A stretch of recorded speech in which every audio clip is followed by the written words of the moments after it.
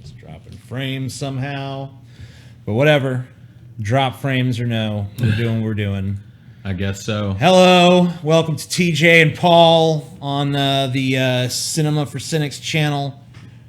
I'm fucking jonesing for my crack, man. Drop frames or no. For your we're crack? Doing what we're doing. I guess so. Like, hello. Welcome to TJ and Paul. Shut up, TJ and Paul, you fucking shut up, retarded faggots. Me from 15 seconds ago. What does he know? So, we're pretty fresh back from seeing Mother with an exclamation point. Mother! Mother! Tell your children not to walk my way. And I kind of make it a point not to see, like, read critical reviews before I go see a movie so it doesn't color anything. But I'm we just read a couple of critical reviews for this movie. Yeah. And it's kind of getting panned by most people, right? Mixed reviews. It's mixed at Mixed this point. reviews among critics. Audiences panned by the audience. Audiences hate it. Detest it. Loathe it. Think it's weird, pretentious fucking piece of shit. Right. We loved it. Yeah. Yeah. We were standing out in front of the theater waiting for TJ to take a shit after the movie, and this lady walked up to us and she was like, "Did y'all like that movie? I saw you in the theater. Did you like that movie?" And we were like, "Yeah." She goes, "Huh." So, liked it, did you? Okay. Did you like it? Thank you for the $2, yeah, sir. Thank you for the $2. Or madam. But yeah, I really liked this movie, and it's definitely not a movie that you're going to be able to go sit down and not think about.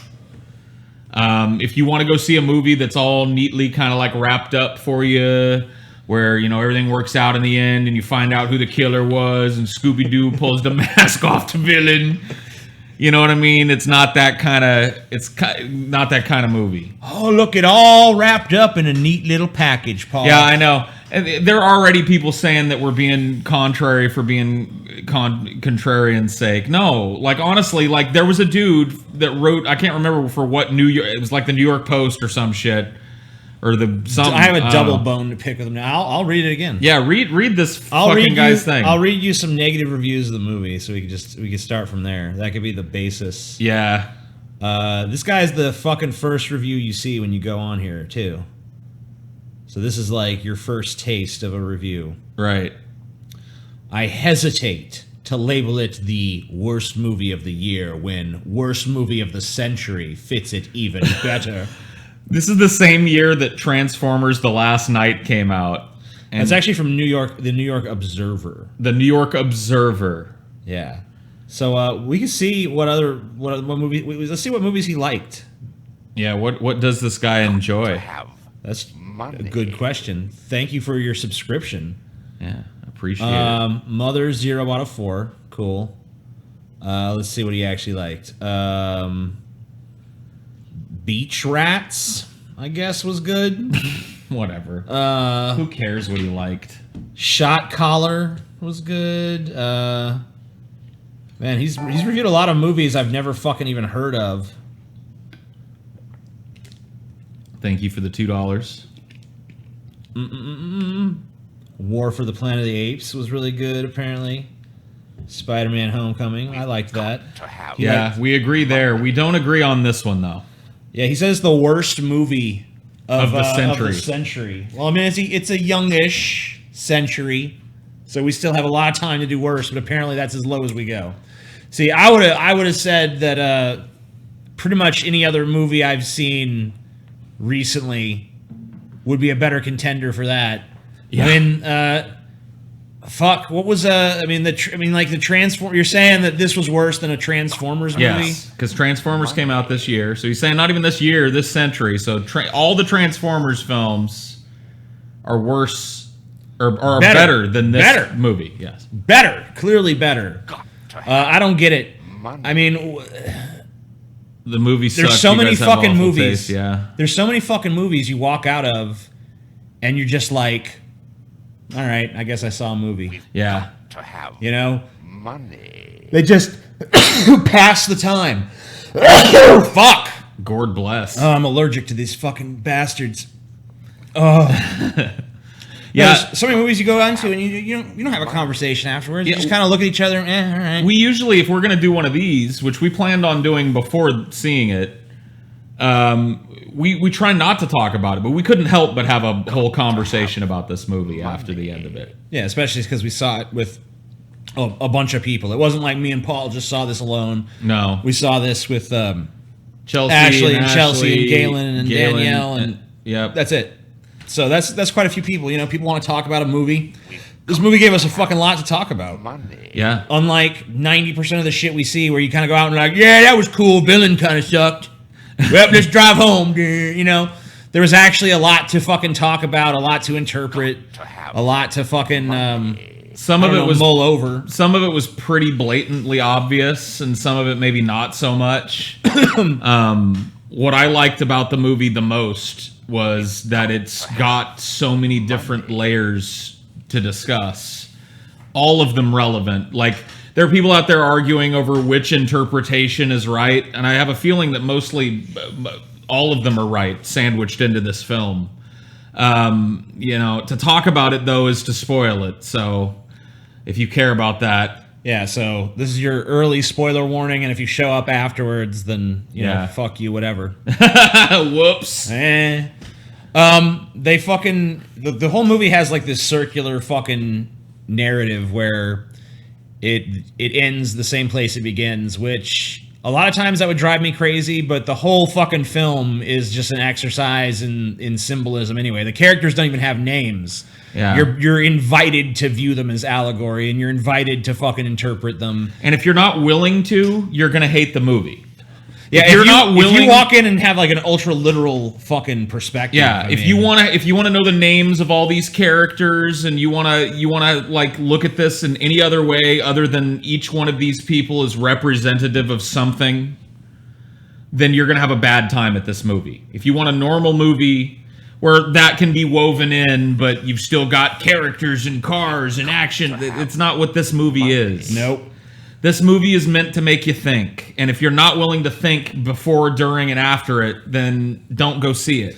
Yeah, I mean, you have to fucking really fucking flex that symbolism fucking muscle, Because if you don't, you're just, I mean, like, if you want these to be human, intimate characters with richly developed backstories and shit, that's not what they are.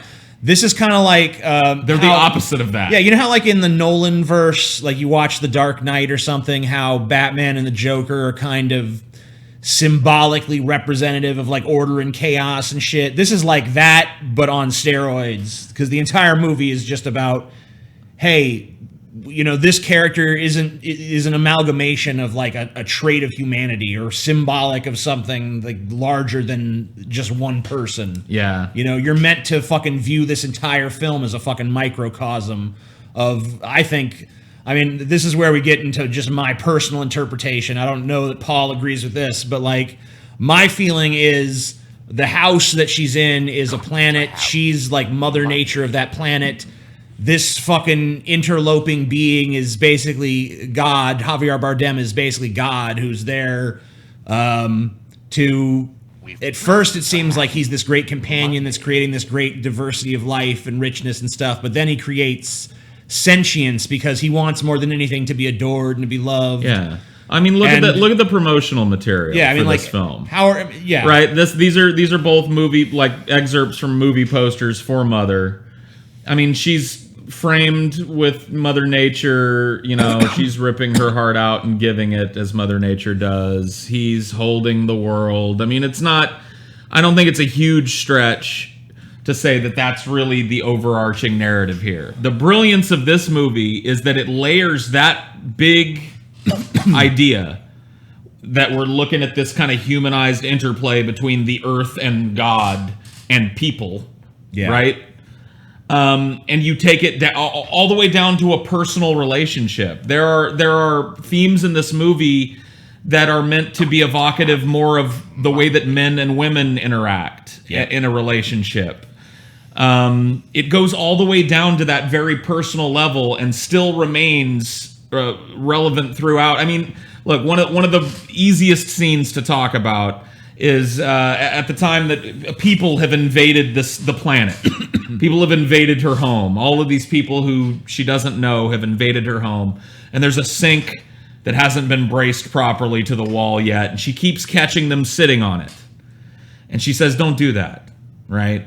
Yeah. And they keep doing it. In fact, at one point, they do it tauntingly. They're like, oh, fuck you. I'm tired of your bullshit. Look, it's fine. And then, of course, it breaks, drags a pipe out of the wall. It sprays water everywhere. It's a fucking catastrophe.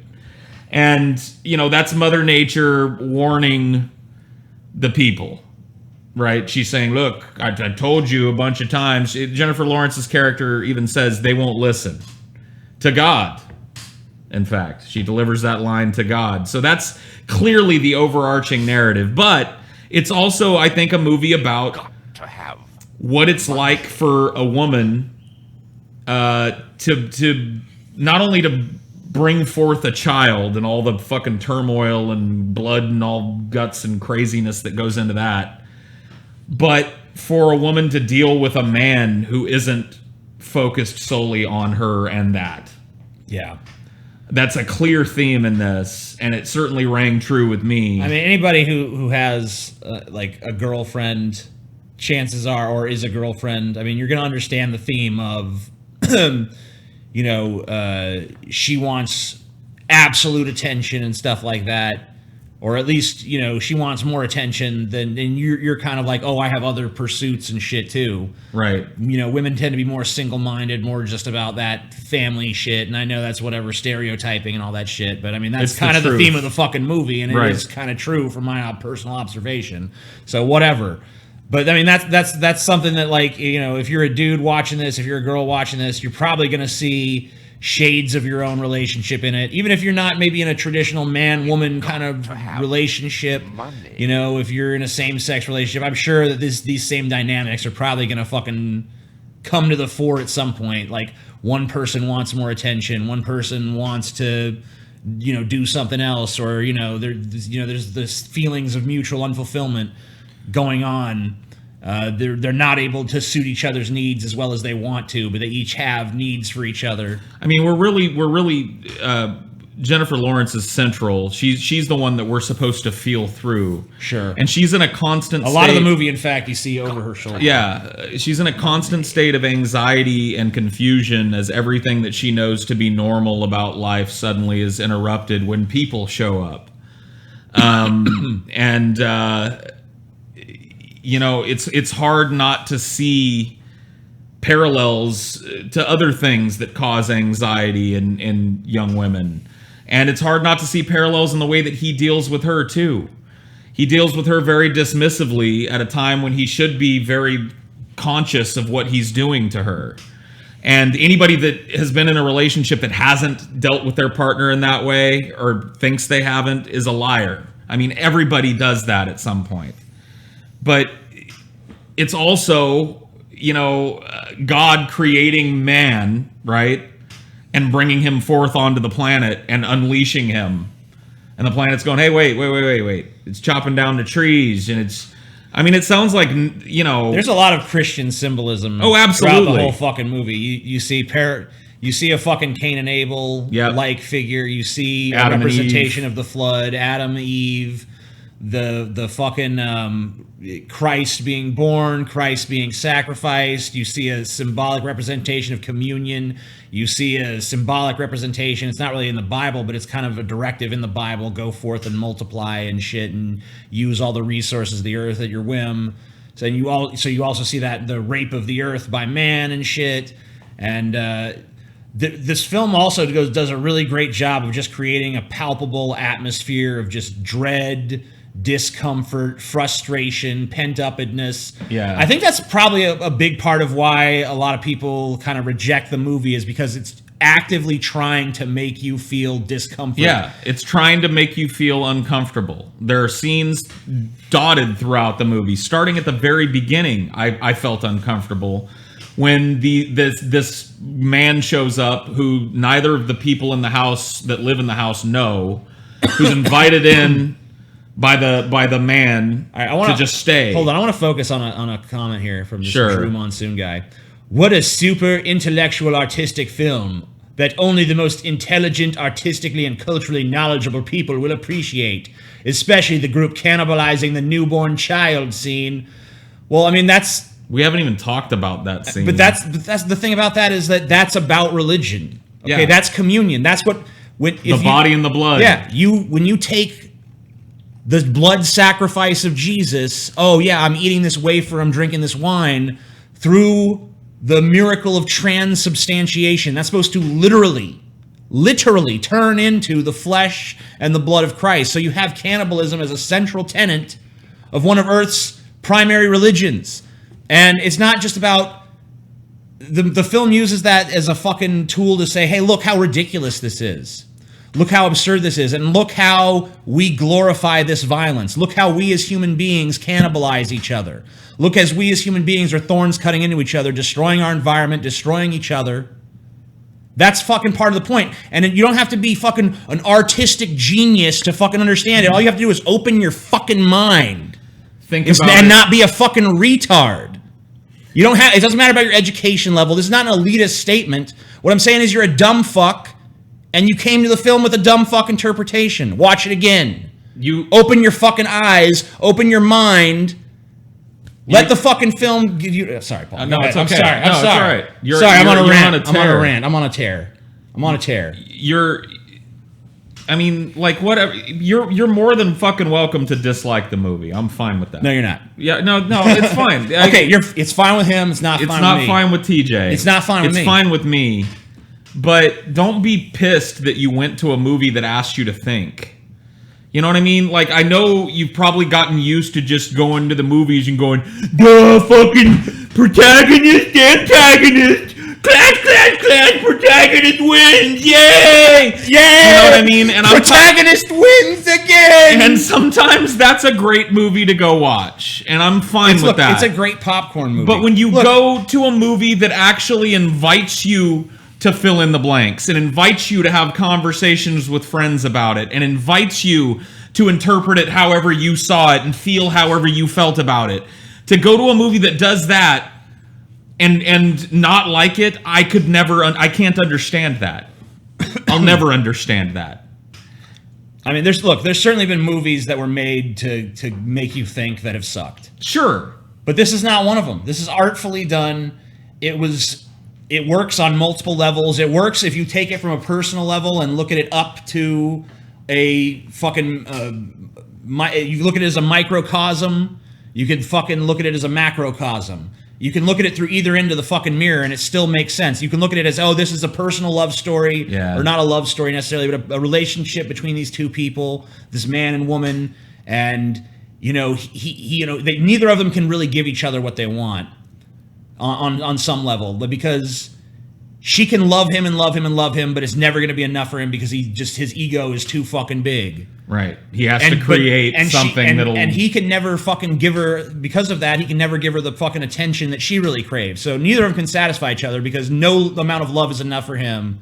And there's no way... And she's never... Even though she does have a certain amount that she just needs, which is just all of his time, basically, he can't do that. So neither of them are going to be satisfied, but they're still in this fucking cycle with each other. And that pertains to tons of human relationships. Of course. So you can look at it that and then look at the symbolic stuff as being something woven into that, or you can look at them as being part of that symbolism too. You can look at the symbolic angle down to the personal angle or the personal angle up to the symbolic angle. Doesn't really fucking matter. You can look at that either way. And the film is cyclic for that reason. Right. It begins where it ends for that reason.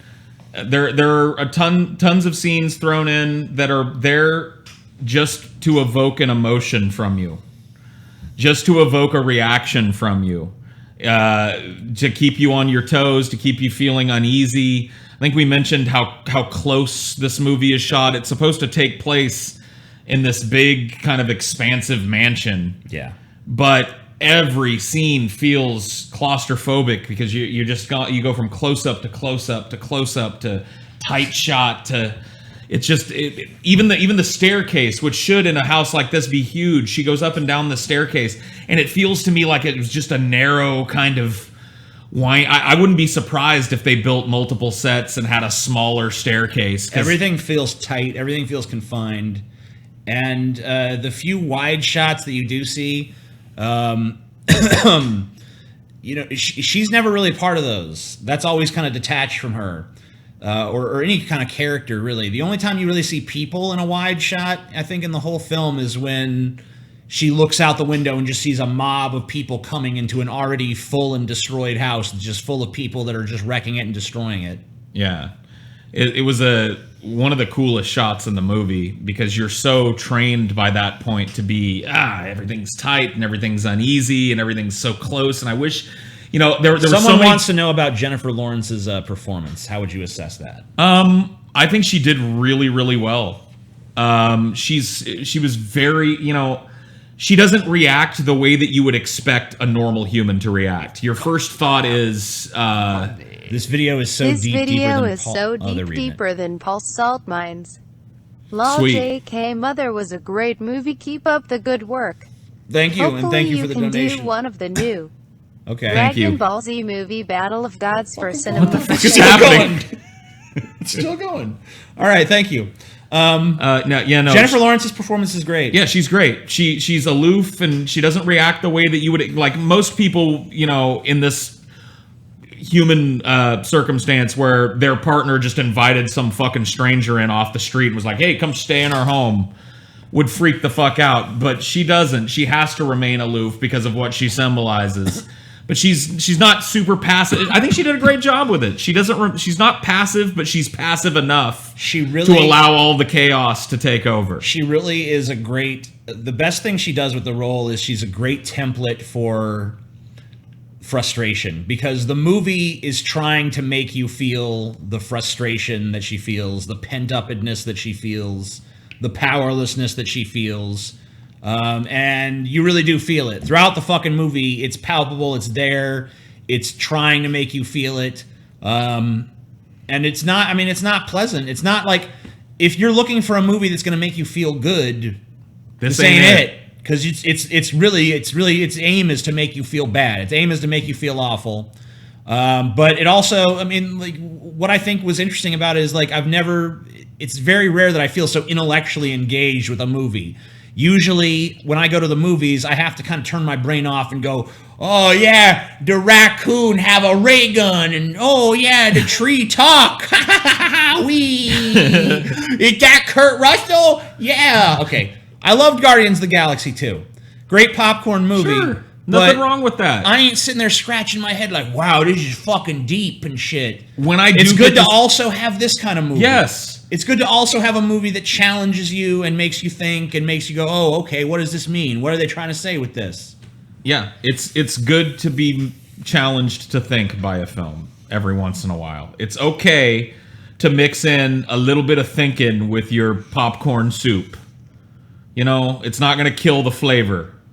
And this movie, literally nobody is ever named in this film. So you don't even get that connection to the characters. And that's not done unintentionally. That's done because, like TJ said earlier, the writers, the directors are inviting you to treat these people as symbols. Also, Jennifer Lawrence has nice tits. TJ did like the tits. I was fond of the Jennifer Lawrence. I think she looks a little alien for me. She's got kind of a weird thing. Yeah, I just wanted to suck on them titties. But I guess there's that. That's my... I'm not saying if you want to know what baser, lesser, reptilian TJ thought, that was it. He liked it too, not for the same reasons, but But Jennifer Lawrence's titties were pretty prominent in this film and pretty displayed. All right, so let's respond to some of the comments we're seeing, because there's a lot of people that want to disagree with us and want to get their opinions out there. And maybe I can get them on the screen here so we can respond. Actually, let's make them pay. You want to talk shit about the movie? Fucking put on the thing. We'll put our headphones in. It'll read us your comments. Yeah, there you go. You got a fucking headphones, Paul? I can put the splitter in. Oh yeah. Put the splitter in. Let me go grab it. And we can listen. You want to criticize the movie, have us respond to a point, go to Streamlabs, let your opinion be known. We won't fuck with it. I'll go ahead and set it to where as little as a fucking $1 will get your shit read. There you go. So that way you don't have to... All right, let me see. I'm in an alert section here. Subscriber alert, blah, blah, blah, blah, blah. We need donation alerts. Minimum amount to alert, 10. We'll change that to 1. Save settings. There we go. So now anybody who has an opinion, wants to let their opinion be known, wants to have their opinion read and heard, you can now do that. Yes, this is your chance. This is your chance. We'll respond. If you fucking hated the movie and think we're pretentious faggot retards, tell us why, and we'll fucking respond to it. You know? I know a lot of you guys in the chat have wanted our attention on this, so let us know. Yeah. I wonder if a lot of people dislike it because of how critical it is of everybody and everything. Yeah, I mean, this is a very misanthropic film. Yeah. It does not paint a pretty picture of humans. Human beings are pretty much the catalyst for the destruction of their house, the catalyst for everything wrong with the fucking... I mean, the horror of the movie is, oh shit, humans. Right, yeah, basically. Humans are here. Yeah. Oh no. Which I can relate to as a person who hates humanity. TJ, you guys are retards because this movie sucks ass. Thank you, Brian Audello. Don't dignify the ones who aren't willing to fucking I put just some money on the line. I just read one every once in a while. Just read one every once in a while. Yeah. Huh? Just, you know. Got to have money. All right. Is it not going to read it? All right, I can see it here anyway. I'll just read it here. All right. Yeah, we'll read it out loud. All my Streamlabs haven't shown up. Sorry, that's because we had the donation thing set up All too my high. Streamlabs haven't shown up. Oh, well, that one did. That one worked. Awful, certainly not worth the price of admission. The film clobbers the viewers with pretentious allegories and corny characters. I couldn't wait for the film to end. 0 out of 10. You two pretentious cucks are full of it. It's pure drivel and so boring. That's Drew. Sorry, Drew. I meant to let your shit get read. I'm going to go ahead and... I think I need to change another setting or two here in Streamlabs, so I'll let Paul respond to you while that's going on. Thank you for the $5. $5. Oh. Okay. Shit. Where is it? Okay. Donations. How do I... Okay, donation gifts, donation message settings. Let's see here. I just want to fucking enable it where they're all red. I think There's so many fucking settings here. Yeah. I know it's not alert variations. I think you've got it set right, from what I can see. It didn't. It should have read the $2 person then, though. But it did not. Minimum to media sharing? What? Minimum to share? Yeah, I don't know. Got I don't know to what that have is. money. All right. Well, I'll just read. Got to have money. Oh, This is a test donation for $1. All right. I'm just gonna go to the donations, the ones that it doesn't read. I'll just read here. Sure. How does this compare to Black Swan and the rest of his filmography? I really like Black Swan. Well, I enjoyed this too. Also, gas all the Inu shits. Glad that Somebody doesn't like the Inuits. I'm glad just that you like hate Eskimos just as I do.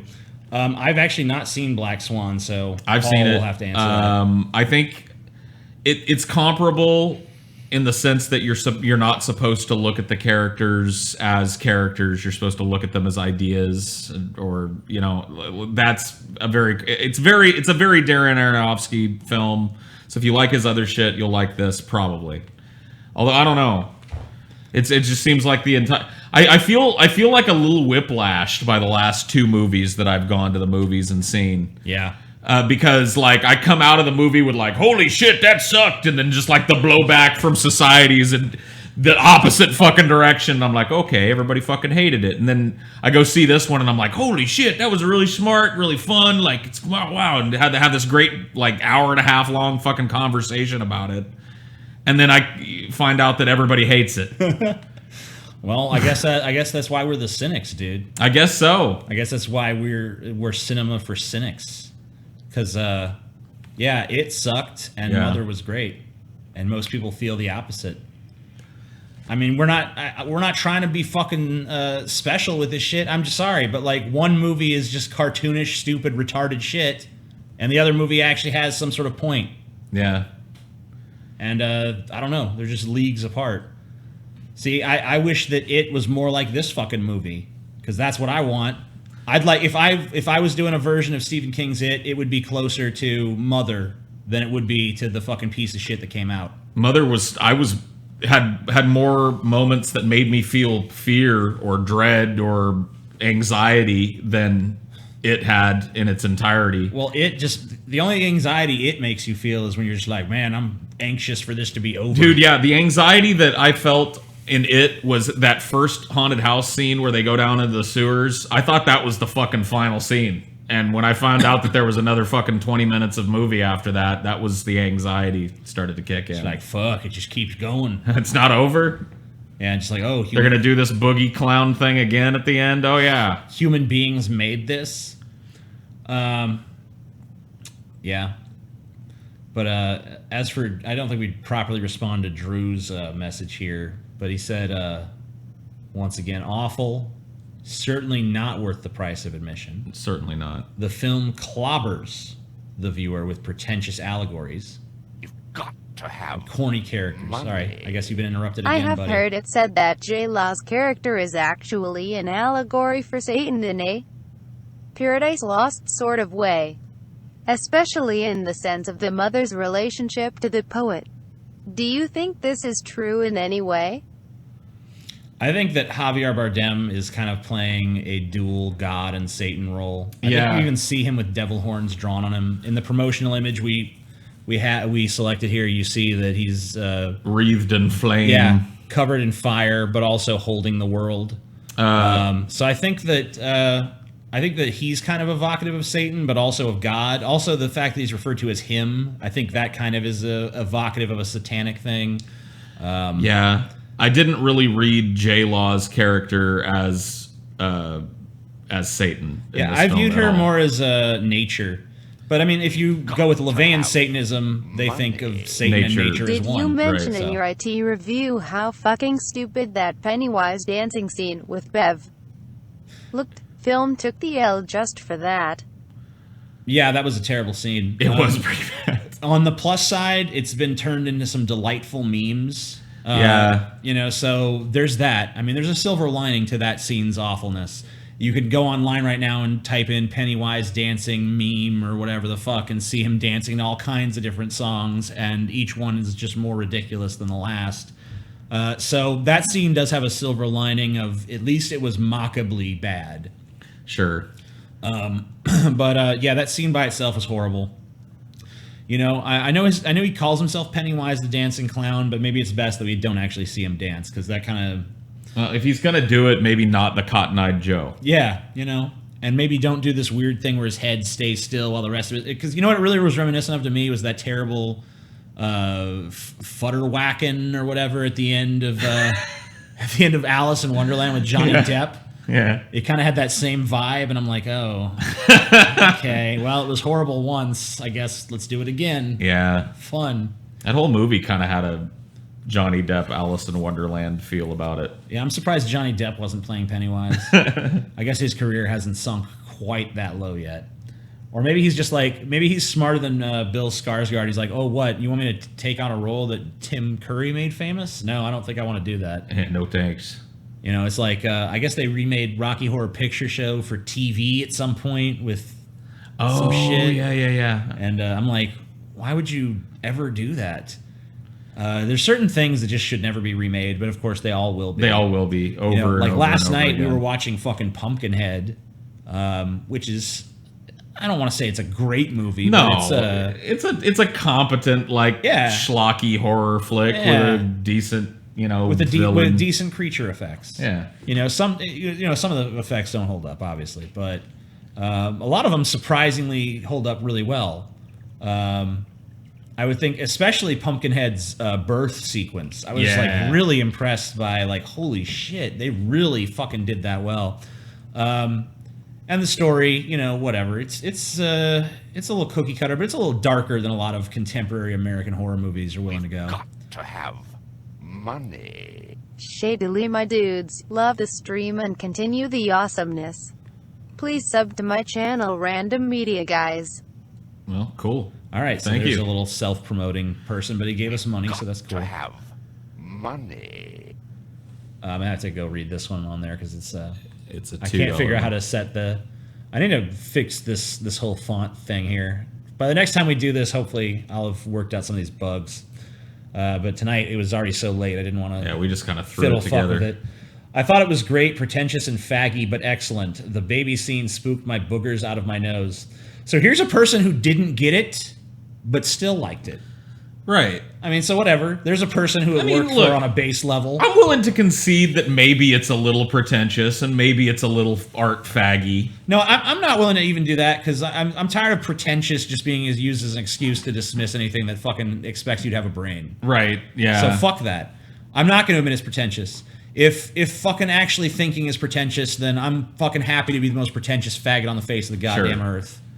Yeah. I'll tattoo pretentious to my fucking forehead if that's what pretentious is now. But yeah, the baby scene has drawn a lot of ire for people. Why? I don't know. I mean, it's shocking, but it's not the most shocking thing I've ever seen from a movie by any stretch. I didn't even recoil in the I mean, I knew it was going to happen. I mean, if you're looking at the symbolism of the fucking movie, if you start to realize, like, okay, it's obviously paralleling the major points of the Bible, you realize that the baby is going to be Jesus and that Jesus is going to be sacrificed and that they're going to turn him into this fucking martyr and interpret his life wrong and shit. Right. And they did, and it was horrible. And, but it was expected. I guess I didn't expect it to be quite as grisly as they ultimately went with it. But, I mean, you knew they were setting up something fucking horrible. Oh, yeah. Yeah. Yeah, I mean, it was a shocking moment in a movie filled with shocking moments. It was an uncomfortable scene in a movie filled with uncomfortable scenes. Like, it's really designed to make everybody that comes and sees it feel uncomfortable. To have money. I'll get to what this person asked. Sure. Do you need to have knowledge of Christianity and the Bible in order to get the symbolism in the movie? I plan to go with some normies, but I don't know if they'll get it and enjoy it. The only real things you need to know about the Bible to see the parallels, because it really just touches on the major points of the Bible. So, I mean, if they know about Adam and Eve in the Garden of Eden, and Noah and the flood, and Cain and Abel. Yeah, that's part of the Garden of Eden plot or whatever. Sure. Yeah, but the Cain and Abel narrative as well, and if they know about Jesus and the death and resurrection and shit, then I mean, I guess there's really no interpretation of the resurrection unless you consider the certainly later form of him in the next cyclic incarnation to be the resurrection.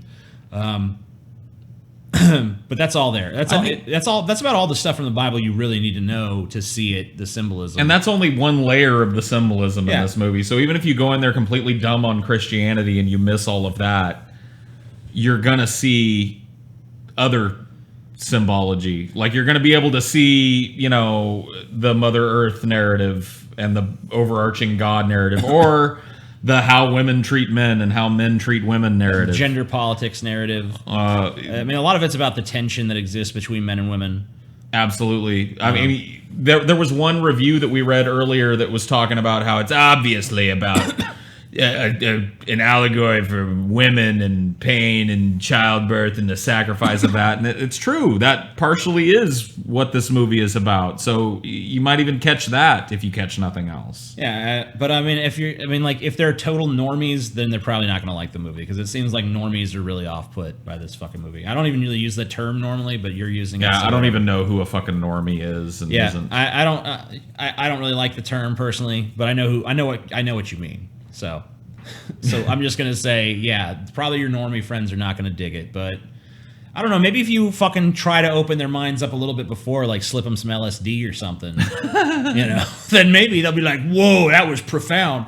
Actually, you know what? If you're a stupid normie, watch this movie on acid, and then you'll get it. Well, if you're a stupid normie, you're probably not going to take acid in the first place. Oh, we'll get them. Hence, you being a stupid normie. They should just hand out acid they should be in the ticket stubs for the Yeah. movie. Then you handle the ticket, and you're like, "What's this pretentious shit?" And then the acid kicks in, and you're like, "I get it. Wow, this is profound. Yeah, I can think in abstractions. Wow, I get it now." And you think that this country, which is so fucking preoccupied with symbolism all the time in inappropriate places, Right. would fucking get this a little better, especially since so much of this is the symbolism they're already familiar with, just being shown to them from a different vantage point. Instead of reveling in the message of like something like Christianity, this is critiquing it, but also just by showing Where it from a would you different rank perspective. this on movies coming out in the last year? Or would I rank this on movies coming out? I don't like ranking movies against each other, Yeah, Paul is really opposed to that. but Go watch his video on his rating system, and I think you'll understand why he doesn't really rank movies. I have no such difficulty. I haven't seen every movie this year. In fact, I haven't really seen a lot of movies this year. But for my money, I mean, it's probably the best one I've seen. yeah. Probably the best one I've seen in 2017. I mean, it's definitely the second movie that I've seen that I left feeling very differently than I normally would leaving a movie theater for your average disappointing movie. So I'd put it up there with Baby Driver as, probably the best shit that I've seen this I year. enjoyed Atomic Blonde. I saw that about, I don't know, a month and a half ago, something like that. Very different kinds of movies. Totally but- different kind of movie, but I also enjoyed that one. Money. Also a female-led film. It seems like a lot of the best roles are now going to women. I mean, I guess maybe Jennifer Lawrence's role wasn't really what made the movie, but it was still a good role. Did you guys watch Aronofsky's Noah? If so, what do you think of it, and is it similar to this film? Honestly, I had no interest in ever watching his interpretation of Noah, Nope. but after seeing this, I might actually check it out because I'm kind of interested. Yeah. Now that I see how he sees Christianity, I'm more interested in seeing his interpretation of Noah, Got to have. because I'm sure it's probably just as subversive as this. And I don't know what his personal faith is. I don't know if he's I don't really care, honestly. Christian or anything like that. I mean, he clearly knows the language of Christianity. Do a fart, TJ. All right, you got it. Oh God, is he gonna get up and blow a fart, dude?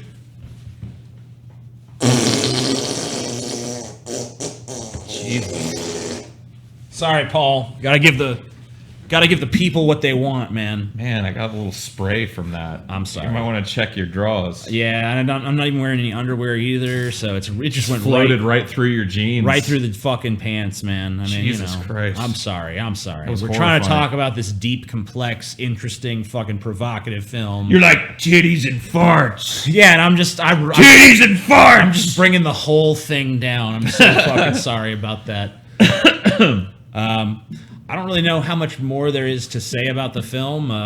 No, I'll probably do a proper review of it. Yeah, Paul, I'm sure will actually write something up. Does it qualify as horror? Yes, I think so, absolutely. too. It's an existential horror film. It might even go beyond being an existential horror film, but I don't know what term I'd give it. I guess no, I really can't think of a term. But it goes beyond existential horror. I'm sure the right word could come to me if I sat there and fucking really pontificated on it and shit. But the horror of the movie is really derived from a few places. Frustration and nightmare logic is certainly a part of it. Oh, absolutely. And misanthropy. Fear of if you're a person who hates other people, and part of the reason why is because you fear them, and you fear their stupidity, and you fear their herd mentality, and you just fear their stupidity, then you're definitely going to relate to the themes of this movie. Because like If you allow it to, I mean, this movie humans what the horror of the movie is basically like your house is now infested with humans, Right. and they're just destroying everything. yeah. And they're stupid and they're unreasonable and they But can't be bargained with. It starts early, but it unfolds slowly. But it starts from the very first part. You're just very uncomfortable by the whole scenario of somebody just inviting a stranger into somebody else's home. How do you sleep in your bed that night? How do you know what I mean? It raises all these fucking questions, and it just keeps happening. So, that's definitely the horror. But it's not a traditional horror antagonist because these are just people that are coming in. Money. Yeah. And it's just human beings, and you get all different sorts of people. Some of them with good intentions, some of them with bad intentions, some of them who are trying to bring their own control to the situation. And it's really just about them. And the more people there are, and the more they galvanize into herds and tribes, the worse it fucking gets, and the more destruction they wreak. It's almost like this is a strange comparison, but it's kind of like the movie Gremlins, but with humans in those parts. I guess so, yeah. Yeah, I mean, like it's you really wouldn't. Yeah, Really wouldn't evoke that in the moment, but in retrospect, They eat after midnight, and suddenly there's 3 times as many of them in the house. and they're just destroying everything and ripping the wall apart and whatever else. Yeah. Yeah, so I mean, I don't know. I personally would recommend it. I'm Definitely. sure Paul would recommend it. And for those of you who didn't like it, maybe listen to what we've had to say here and think about that and mull it over and maybe give it a second chance at some point in the future. In fact, leave a comment about why you didn't like it down below, and I'll pull from that for my review. Maybe we can respond to some of them I'll in reviews. weave it in. If you guys want to write out criticisms of the movie or why you think we're wrong or why you think we're off base. I think you're dumb, but maybe you can prove me wrong. All right, thank you guys for watching. Thank you guys for checking this out. This has been Cinema for Cynics, a live reaction to a movie we've just seen. And we plan to do these more and more often, especially for new movies that we see in theaters. And if you guys want to have any sort of general movie questions or stuff like that you want to send in, we're more than willing to deviate off the topic, at least for a minute, to talk about whatever you guys want to talk about. So that's pretty much the concept here. And thank you guys for checking this out. Thank you guys for watching. Thank you to the Streamlabs people. Thank you to all the new subscribers I saw subscribing during the fucking stream. Yep. Thank you guys all, and we'll see you next time. Peace.